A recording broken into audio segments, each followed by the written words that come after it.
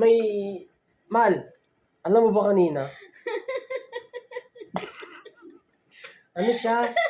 May nakasalubong akong, matanda.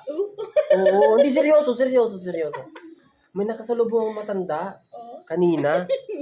Tapos sabi niya sa akin, Iho, dati kang aso.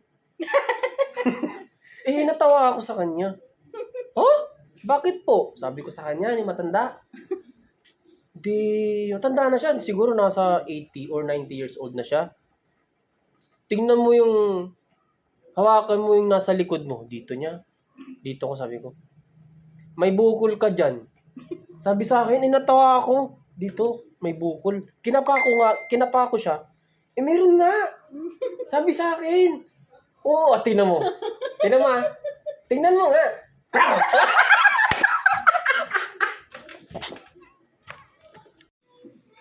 Wala sa bakod man niya. Kulaw mo. So you think that I'm not the real daughter? Let's do a DNA Sabi test. sa akin,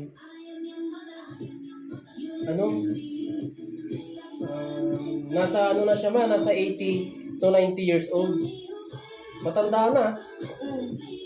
Ngayon, sabi niya sa akin, If I'm really their daughter. Iho, So you think that I'm not the dati kang aso. Let's do it. Sabi niya sa akin, Ma, kanina, nung pupunta ako ng 7-Eleven, nakita niya ako sa 7-Eleven. Dati kang aso, Iho, sabi niya sa akin, Ma.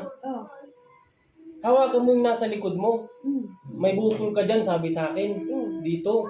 Nung kinapa ko, Ma, may bukol nga. May bukol ako dito, mahawakan mo, Ma.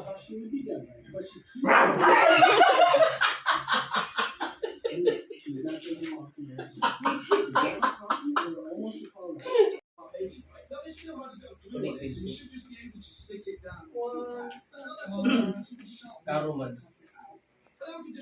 Ay, niniman. Kanina. Lumakad, 7-Eleven, sama ng ito. Kapusan. Umaga. Tagang ko. Nung hinto ko sa 7-Eleven, may nakakita sa akin. Isang matanda tol, nasa 80 to 90 years old na siya. Sabi niya sa akin, Iho, dati kang aso. Sabi sa akin, nagtaka ako. Sabi ko, at sabi din niya sa akin, tingnan mo yung sa likod mo, hawakan mo yung nasa likod mo. May bukol ka dyan, sabi sa akin. Dito, natawa ako sa kanya. Nung pagkakahawak ko siya dito, totoo nga, may bukol nga ako dito, tol. Oo, matala. Dito.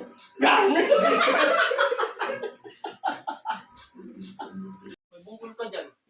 Nung pagkahawak ko, Uncle, mayroon nga, may bukol nga. Oo, nung dito ko, hawak ko, dito may bukol. Titry mo, Uncle, hawakan mo, Uncle, may bukol ako dito.